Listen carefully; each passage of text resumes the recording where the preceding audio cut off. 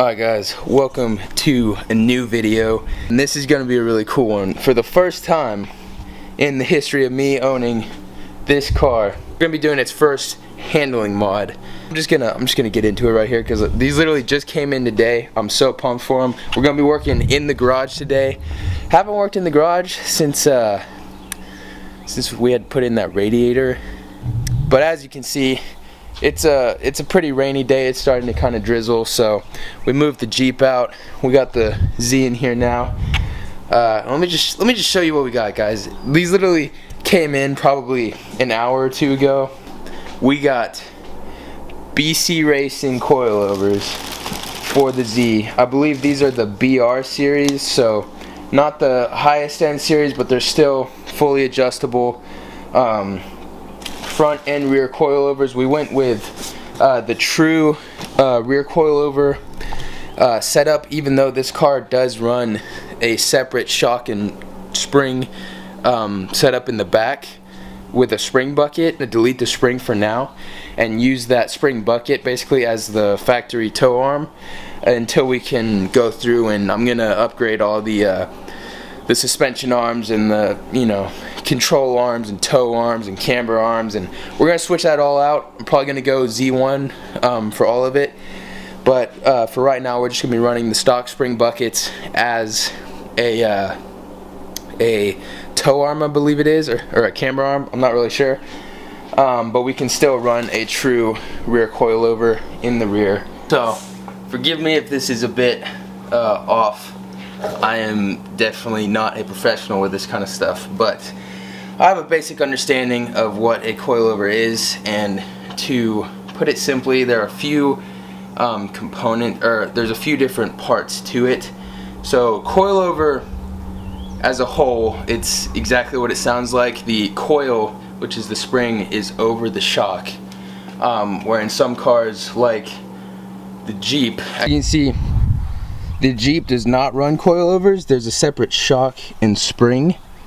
See, this red thing right here is the shock, and that's the spring.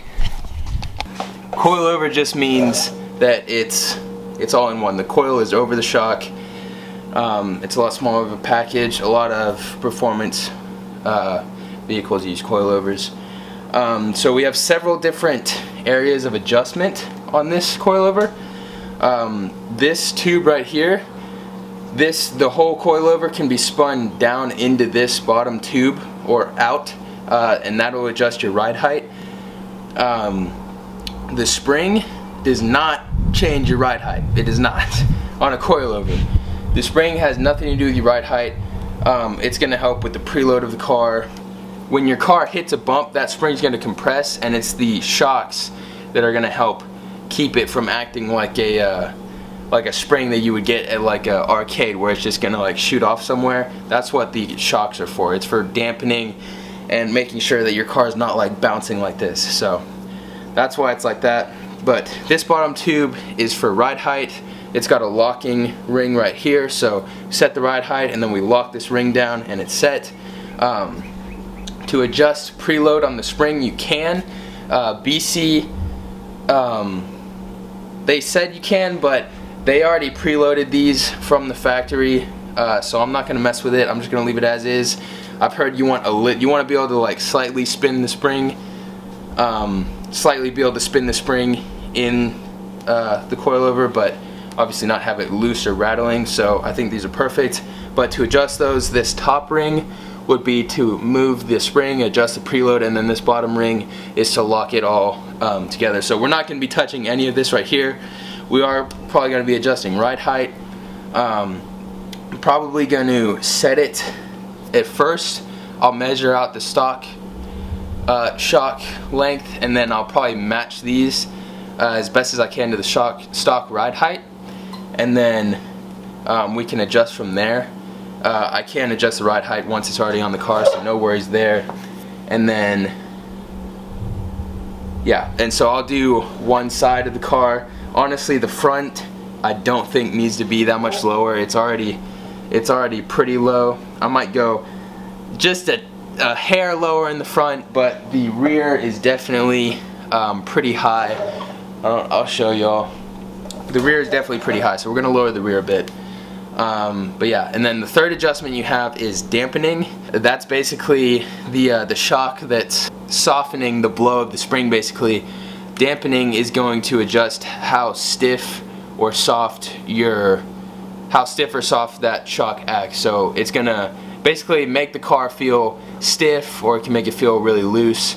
And this BC uses a 30 click system. So this is the dampening adjustment, and it just, I don't know if I can hear that, but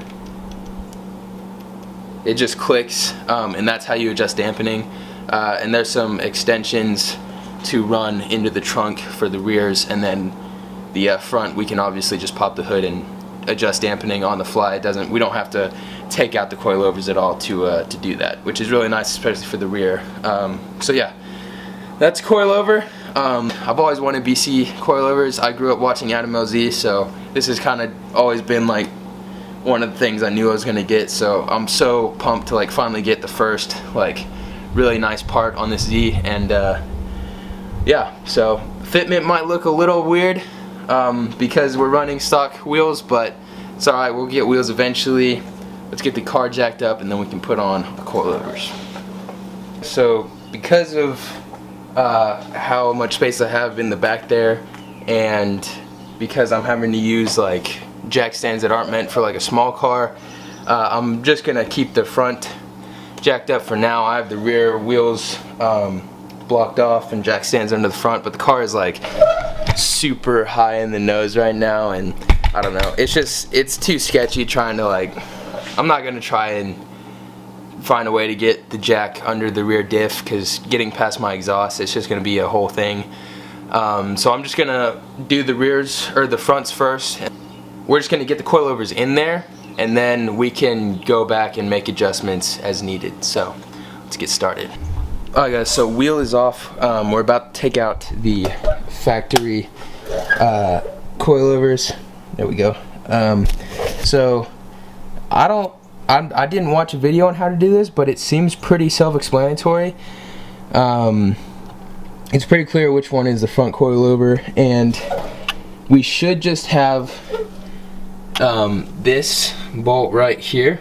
So this is a 17 millimeter, so we're going to take that out, and then in the engine bay I removed the front strut brace, which shows us all three top coilover bolts. So also we need to get in here and clean all that up because it's super dirty. But yeah, so take out probably the bottom one first, and then we'll take out these top three ones.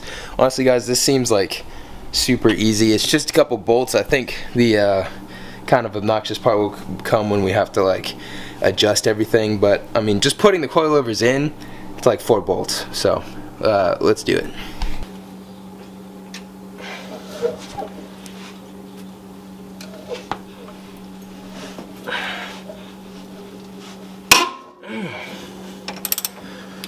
Whew, that was on there. Probably could use a breaker bar for that, but we still got it off.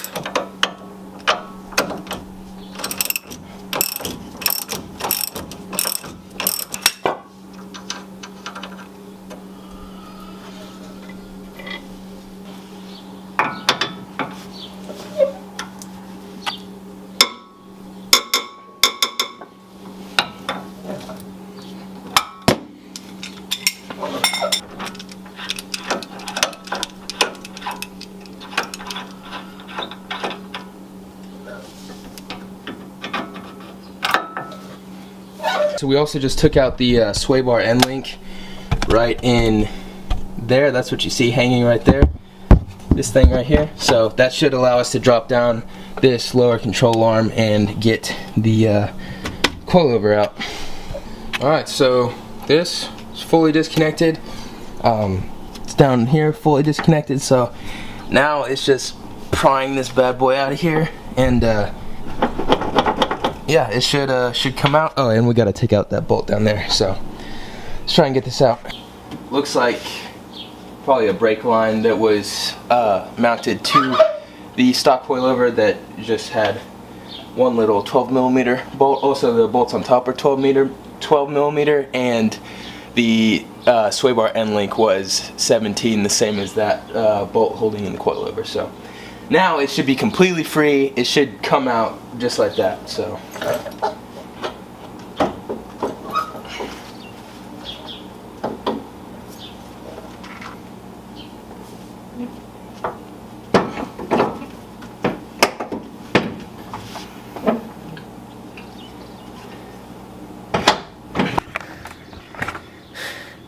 we got it. Oh, that was a major, not major, but she just really did not want to come out. There it is. Here is the factory coilover. It is super long. The new ones are not going to be this difficult trying to get back in, but good lord, because of how long it is, it was such a pain in the ass to get out, but we got it, so I'll show you the new front coilover.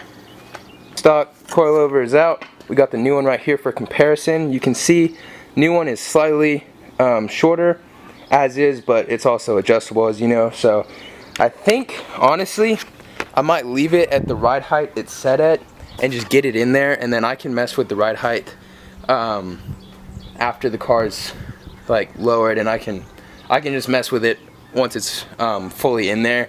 So I think I might just leave it as is. We'll just get it in there, and then I can adjust ride height as is, measure it, match it up to both sides, and I think we'll be good. So time to put in the first coilover on the Z. So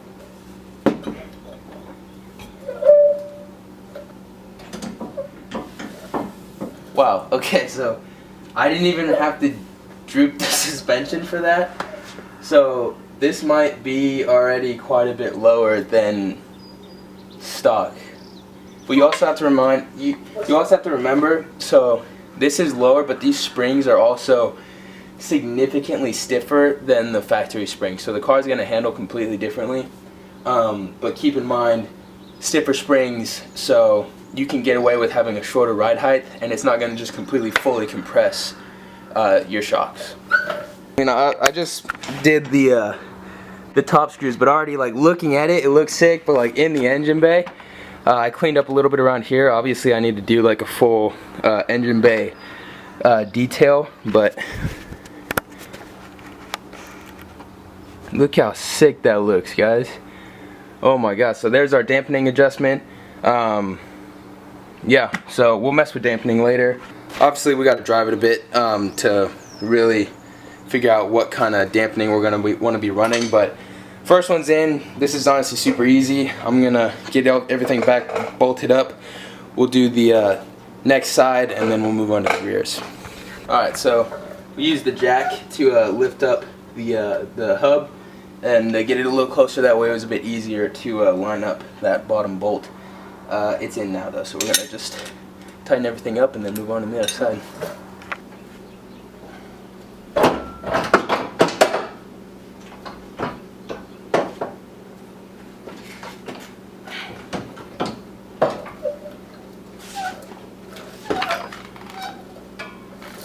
And there's number 2.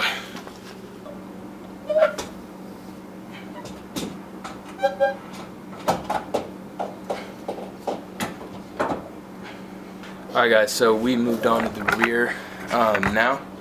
I already started on the other side, but I have a bolt or a nut that's stripping, and so I'm going to wait on that until I can get a little second opinion, figure out what we're going to do about that.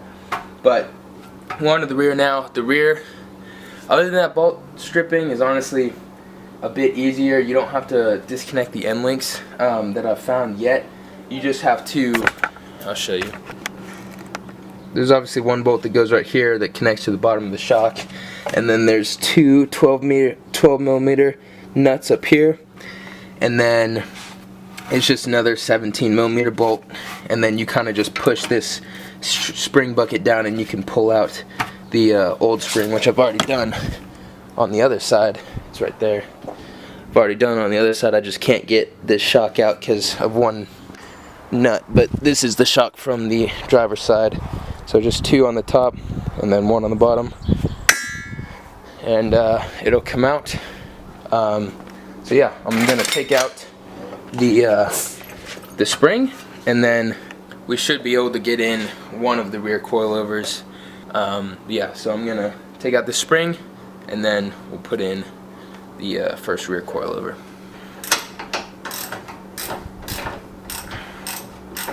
Kind of just for the after the nut comes out, it'll kind of be jammed in there, so I'm just taking a wrench and like pushing against the bolt and continuing to unscrew and like spin it, even though there's no more threads to go through, and it'll kind of just pull itself out.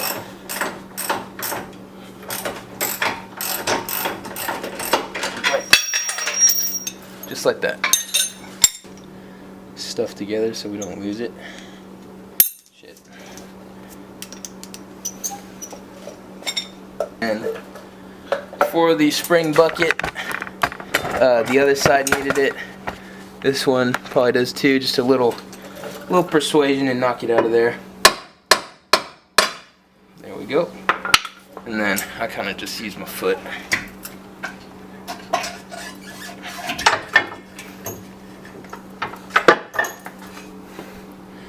Just like that. There's the spring. This can come back up in here, and we'll put in the coilover now. Alright guys, so for the rear, ignore my hair right now, my hat kept falling off. My trunk is like barely not hitting that. For the rear, obviously because the coilover goes up into the chassis, there's nowhere to, like, you have to take the coilover out to adjust dampening, so they gave us those extenders, which I should have here. I think they're inside. Okay, so here are the extenders, and basically we're gonna take this trim off, which hopefully I can get off without having to take off anything else. I might have to take off this piece right here, and then we're gonna drill a hole right about here, and that should allow us to run an extender down, and that way we can just pop the trunk and be able to adjust dampening on the fly, and there's no like pulling coilovers out to adjust it. So guys, so the drill died as I was drilling this out, but turns out you don't need to drill it out for that. You just need to drill out the plastic cover, and I'm just gonna drill straight through this clip right here. And that should line up exactly where that hole is. But the rear driver's side coilover is on. As you can see, we're just using this as like a arm, no spring in it. We will be replacing that. I think that's toe arm. So we're going to be getting all new arms for this car, and so we will be replacing this, but for now we just got this spring bucket. It's fine, it does its job. And it just doesn't look as pretty, but we got our nice coilover in here now. So this side is done. Obviously we need to make adjustments to both sides in terms of ride height and then dampening, but this coilover's in. We just got to get that one nut out, and then we can put in the next one. So it is a couple days later.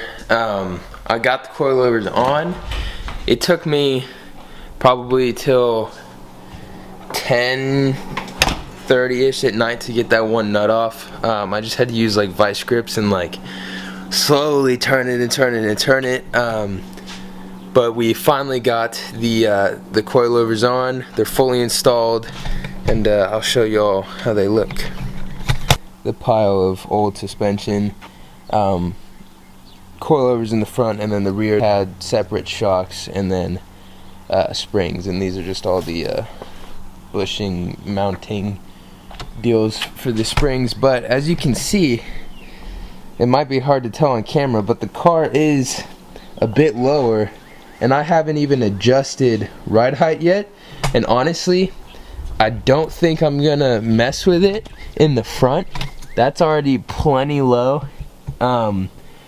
The top of the wheel is basically at the same line as the fender, so I think I'm gonna leave the front. The rear still is a bit high though, not nearly as bad as it was, but there is, I don't know, we could probably drop it an inch or so.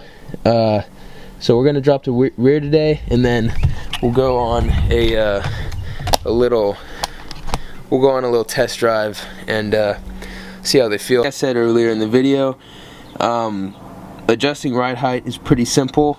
We're only gonna be messing with this bottom half, and we're just gonna be screwing this down into this tube.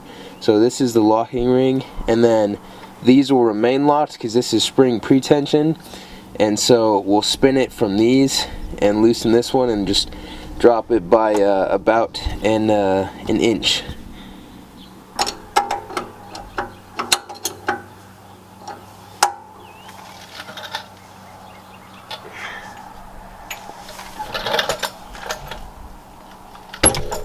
Alright, so I'm gonna leave that where it's at and measure the gap between the top and the bottom. 3 inches and a quarter. So we'll, I guess, drop it to 2 1/4. Check where we're at. Okay, we're almost at 2 3/4, so keep going. Did I see? Okay.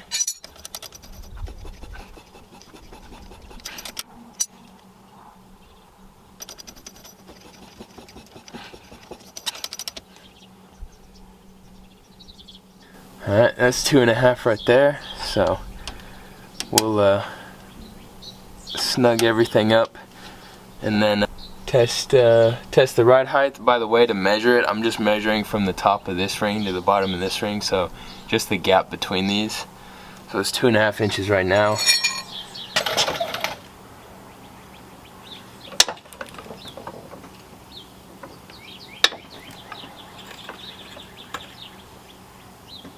Ooh. Ooh. Yeah. I think that's it right there, guys. Alright guys, we're gonna go just a little bit lower. I don't know why I'm having so much fun doing this.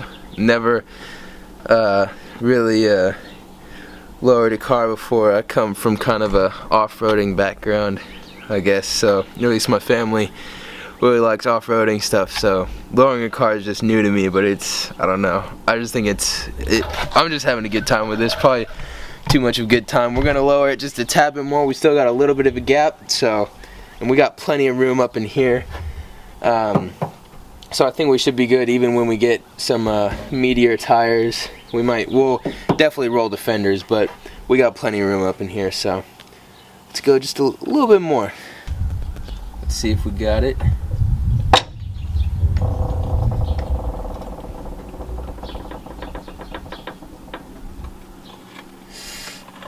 Ooh, I think that might be it, boys.